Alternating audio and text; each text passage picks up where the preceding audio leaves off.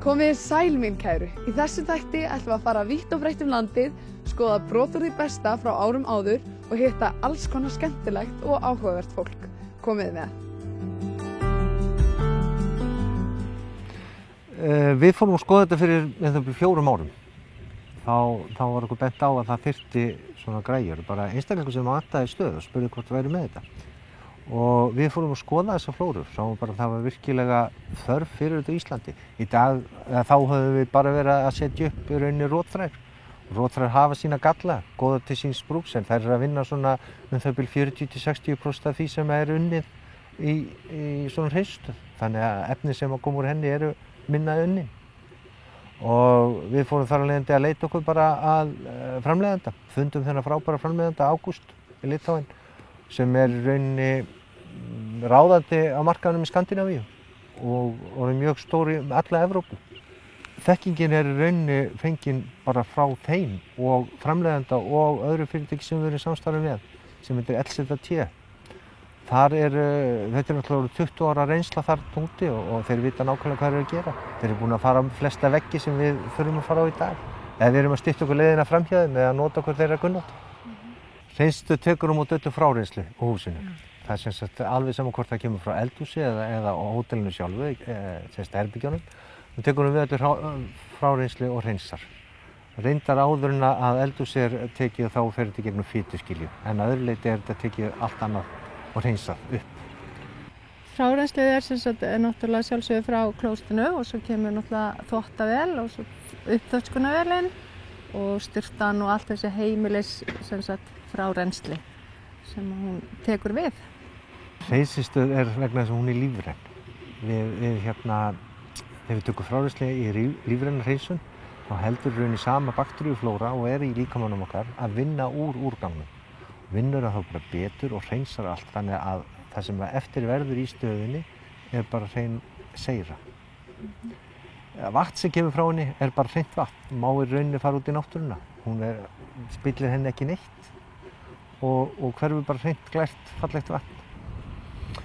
Þú vilt ekki fá það sem kemur úr okkur beint út í náttúruna. Það er ástæðan fyrir að við erum með klósett, ekki kamra. Efni sem við gefum frá okkur óunnin eru bara ekki heilnæm fyrir náttúruna og fyrir okkur sjálf og fyrir allt okkar umhverfi. Þannig að efni sem við gefum frá okkur sjálf eru bara ekki heilnæm, ekki nema þau séu unnin. Og það sem gerist er að bakteríurnar sem eru í maganum á okkur fara út í hreinslustöðina, þær flokka sér niður í réttu hólfin og halda áfram að vinna úr þessum efnum sem við höfum. Í efnafræðinni heitir þetta COD, BOD, SS og þar af leiðandi, nítrit, fósfor. Þetta er allt efni sem eru safnast fyrir í náttúrunni nema þau séu hreinsuð. Það verða efnaskipti við vinnsluna. Þannig að í rauninni hluta sem efni verður bara að lofttegund og breytist fer út í súrefni. Hreinslustöðvarnar henta í rauninni alls staðar þar sem ekki er miðlægt fráreynsli, eins og í stórborgum eða bæjum. Sumarbústöðum og Sumarbústað geta hentað. Líka mjög vel. Þannig að flutningurinn nefnilega, hönnunin á stöðvunum, hún er svo snilldargerð. Hún er nefnilega hönnuð fyrir það að þetta kemst allt fyrir í gám. Og þegar það er að keyra þetta út á landi eða hvað sem er, þá þarf ekki að taka nein skilti niður og ekkert svona hæðatakmarkanir eða nei. Alls þar sem gámur kemst, þar kemst stöð. Við getum bara alveg fullyrt það. Lyktarlaust. Það er mjög mikill kostur. Í rauninni þyrfti ekki að hafa situlögn. Þannig að þá kemur ekki lykt. Þetta er ekki svo rotnandi system. Þetta er svo hreinslustöð sem heldur flórunni lifandi eins og hann segir. Við þurfum að skipta út rótþróm, við þurfum að fara að hugsa öðruvísi á Íslandi. Við þurfum að fara að hugsa hreinsun, ekki rótþróm. Stíga fram á við í framtíðina. Hugsa framtíðina. Þetta er það sem koma skal. Þetta hefur náttúrulega þau áhrif að við fáum hreinna umhverfi. Við erum alls staðar að reyna að hreinsa okkur. Það er alveg saman hvort það er útblástur frá bílum. Við viljum rafmagnsbíla í dag en ekki bensínbílana. Við viljum fá hreina náttúruna. Við viljum ekki sjá þetta fljótandi í fölluðu ánum okkar sem við erum að setja frá okkur. Þannig er það því miður víða í dag. Þetta hefur alls staðar áhrif á okkur þannig. Fyrir utan það að seyruna má svo nýta í áburð og áburður verði hátt í dag. Þannig að það er spurningum að fara bara alla leið í þessu. Það er að ná beint úr þessu hreinslustöðvum. Og dreifinni. þess vegna má dreifinni, það má líka pressa hana, þurrka hana og dreifinni þannig. Það er misjafnt hvernig vinnslan er. En þetta er alþekkt í Evrópu. Þetta er gert alla Evrópu í dag og þykir bara eðlilegt að nota þetta sem áburð. Það er engu hent í dag í sjóinn í Evrópu. Þetta er allt nýtt. Eins er sérstæði þessu að við erum með svokallega forhreinsun. Þannig að það vill oft til sérstaklega í hótelum og því líka að fólk er að setja hluti í klósett sem ekki eiga að fara þangað. Og það er ekki gott að fá það inn í vinnsluna, þannig að það fyrsta sem gerist er að það grípur öll föst efni. Allt nema náttúrulega klósettpappír og þvílíkt sem að eyðist upp hvort þið er. En eins og vinsælt, þá missar fólk síman í klósett. Þú getur þá að fara út í stöðu og sóta. Það býður eftir þér þar. Bara í sér hólfi. Þannig að öll föst efni og allt sem ekki á að fara í klóstið, það er gripið og hreinsað frá. Það sem þessi stöð gerir, hún er hólfaskipt og það er svokölluð lóðrétt vinnslan. Þannig að vegalengdin sem fer í vinnslunni margfaldast, þar sem þetta verður að fara niður í botn og svo alveg upp í topp og niður í botn. Þetta gerir það líka verkum að hitastig í stöðunni sjálfri helst jafnt allt árið, alveg sem að hvað árstíma er. Það skiptir máli vegna þess að ef að það snöggkólnar eða mjög hitnar í þessu stöðum, þá er hætt við það að bara bakteríun getur dáið. Og ef bakteríun deyja, þá hættir vinnslan. Og þá aftur á móti getum við farið að fá þessa lykt sem við viljum ekki fá, sem kemur frá meðallandsrótróm í góðviðri.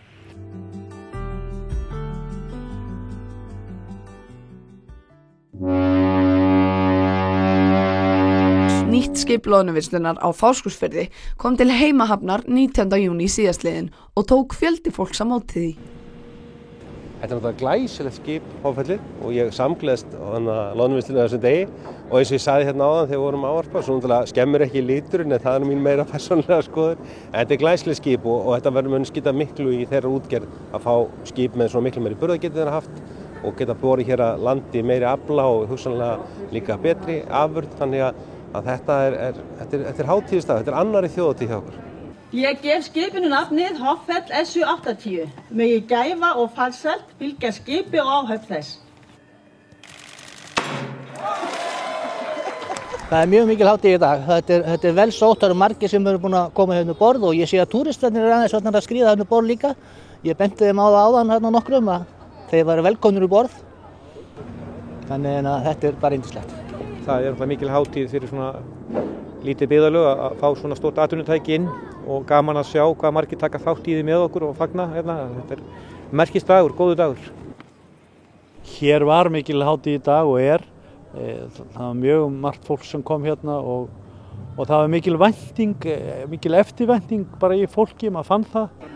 Og hérna, já, þetta hefur mjög mikil áhrif í svona lítið samfélag þegar að svona stóri hluti gerast í atvinnusögunni.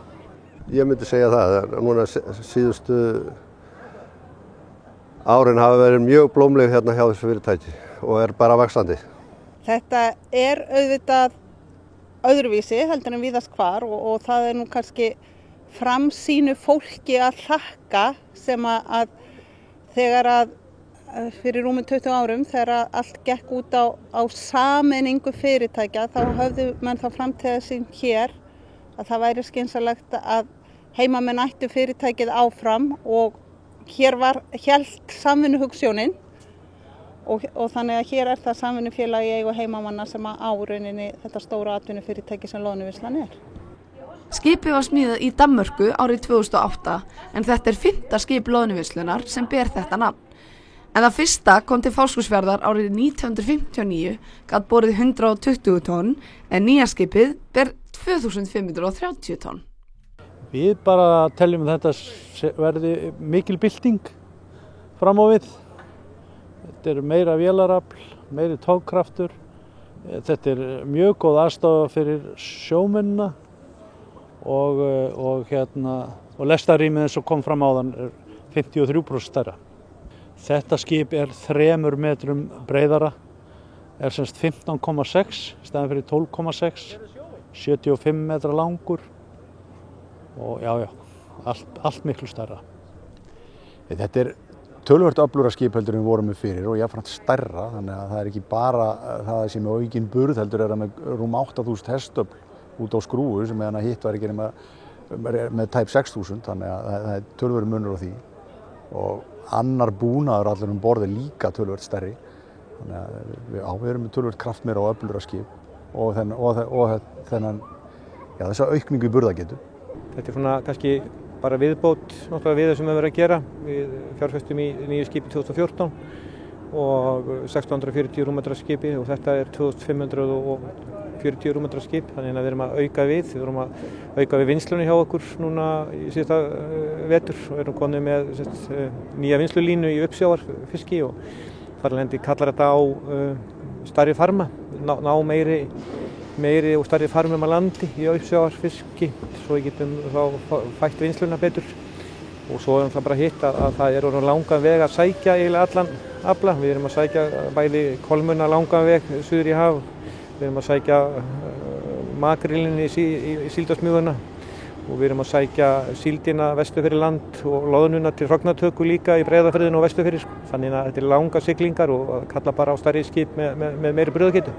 Við ættum að þurfa að fara færri ferðir eftir jafnmiklum aflaheimildum, þannig að þetta sparar okkur töluvert mikið í stímum ef við komum með 50–60% meiri afla í hverju sinni að landi og í því felst náttúrulega sparnaðurinn.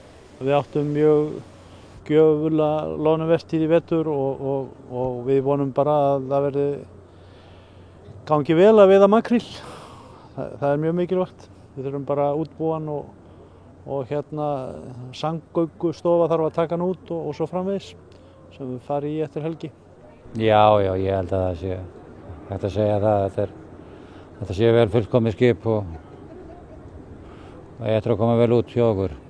Já, ég kvíði þess ekki. Við erum bara spenntir að komast á stað og fara að komast á veiðar. Sko. Og það er þetta rétt að hafa í huga að sterk staða sjávarútvegsins sem hefur síðustu ár, gerur það kleift að hér er verið að fjárfesta gríðarlega mikið í tækjum og innviðum og sem líka skila sér í aukinlega tækniþekkingu á allskyns nýsköpun inn í samfélagið. Þannig að við verðum að minnast þess að við ræðum sjávarútveginn, hversu víðtæk áhrif hann hefur, hversu mikilvægt er að hann hafi fyrirsjáanleika og öryggi til langtíma því þetta er okkar helsta atvinnugrein.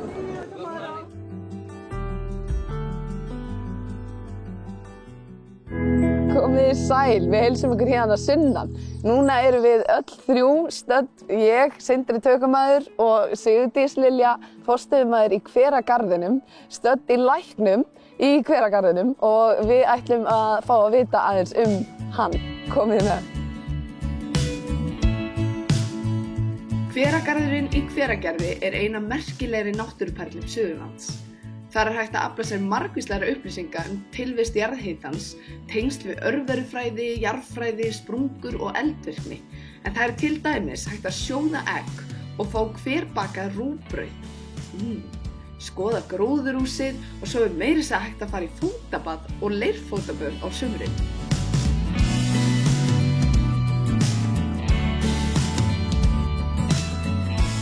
Hveragarðurinn er með mjög mikla sögu og markar upphaf byggða hérna á þessu svæði. Ein ástæða fyrir því að bærinn er staðsettur sem hann er svona hluta til út af þessu svæði hérna, Hveragarðinu. Það var hann oft kallast hverasvæðið hérna áður, en við köllum það í dag Hveragarðurinn. Og hér erum við bara með opið hérna alla daga á sumrin og vorum með opið, heilmikla opnum líka orðið alveg fram í nóvember. Hérna fyrir COVID og opnuðum hérna snemma á mars-apríl en við opnuðum núna 1. apríl og erum opið hérna 4 tíma á dag og tökum hér á móti bara fólki sem er á ferðinni og svo opnum við og tökum á móti hópum allt árið í kring á öllum tímum líka við sko. Og hvernig virkar þetta þegar maður mætir? Þá bara, ef það er að koma hópur þá er búið að panta fyrir þann hóp með einhverjum fyrirvara. Og oftast er búið að panta hérna leiðsögn og hverabrauð og eggjasuðu og hérna þá tökum við móti hópnum mína í gróðurhúsunum, í þessu gróðurskála sem við erum stödd í núna og segjum þeim svona frá svæðinu og svo förum við með hópinn út og stoppum á nokkrum stöðum og förum með leiðsögn svona, segjum frá svona sögu hérna hveranna og svæðisins og setjum niður egg í eggjapottin sem við erum með, sem við notum hérna pottur sem við leiðum heitt vatn úr hver. Og svo tökum við upp brauð með hópnum líka, hverabrauð. En þá erum við búin að setja brauðið niður daginn áður og það þarf að baka það í lágmark 60–18 tíma, upp í 20 tíma. tökum það upp með hópnum líka og svo hérna klárum við svona hringinn hérna á svæðinu og höldum áfram að segja frá og svo endum við hérna aftur hérna í skálunum og þá fær fólk hérna nýbakað hverabrauð og nýsoðin egg úr hveravatninu hérna hjá okkur. Hljómar ekkert smá vel. En hvað svona uppáhalds hluturinn þinn við þetta? Nú ertu búin að vinna hérna hvað lengi? Ég er búin að vinna hérna síðan 2006 hérna í garðinum sko. Og hvað finnst þér best að við þetta? Mér finnst náttúrulega langskemmtilegast og best að vera hérna yfir sumartíman því þá verður svo mikið hérna gróðursæld hérna og bara, veist, góðum og við erum stöðum þá náttúrulega bara algjör paradís að vera hérna. Ef þú segir mér aðeins bara frá sögunni á bakvið þetta. Þú veist, þetta greinilega mjög merkilegur staður. Þið völdu þetta ekki bara tilviljun? Já, þetta náttúrulega bara náttúran, vist náttúruundur kannski, myndi sumir segja. Og hérna við náttúrulega erum stödd á háhitasvæði og á háhitasvæðum þá náttúrulega eru svona hverir og mikil jarðskjálftavirkni og það hérna er hér og náttúrulega upp í dal.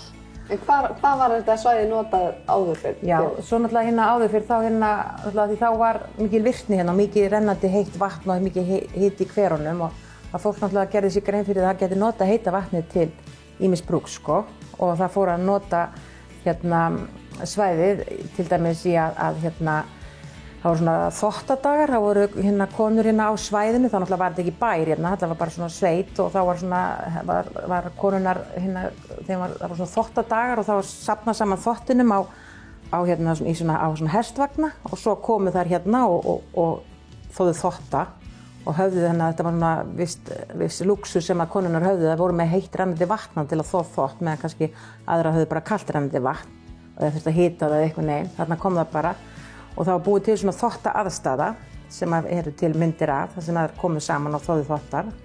Nú svo þegar fór að hérna byggjast hús hérna svona nær þessu svæði og þá fóru konurnar að nota hverina til að sjóða matinn til dæmis settu kartöflur í svona poka og settu niður í hverina og sögðu kartöfluna þannig og fóru að baka brauð og annað. Þannig og það var svona vissi hveri sem konuna notuðu, þannig að sumir hverinn svona gamlu nöfnina sem hverunum svona festust við konuna, það var til dæmis önnu hver, það var því að konan sem heit Anna notaði þann hver mest og bjó næst honum. Þannig að það er svona ýmsar sögur svæðið og af hverunum, svona tengt bara í gegnum fólk og því sem var að gerast hverju sinni sko. En eins og leirböðin? Já, svo leirböðin, við erum semst með leirböð hérna á sumrin.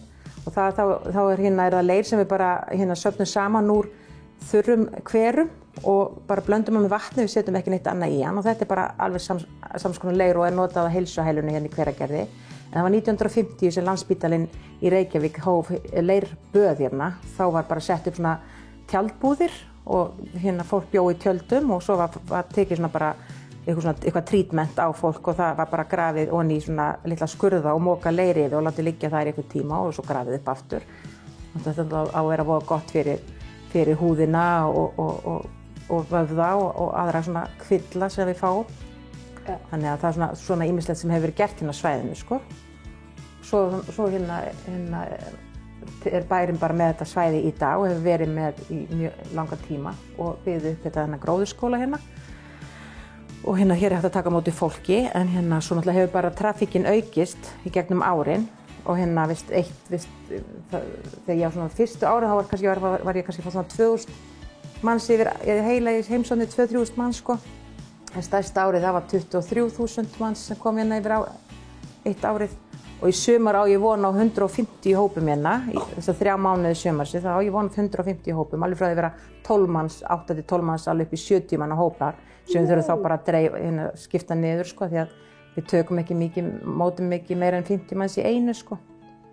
Þannig að það verður lífa fjörina sem að dagan í sumar sko. Svo bara rólegt einn á milli líka sko, alveg dagar sem koma þannig. En já, það verður lífa fjörina. Spennandi sumar. Já, spennandi sumar eftir það sem er búið að ganga á hérna síðustu 2 sumur.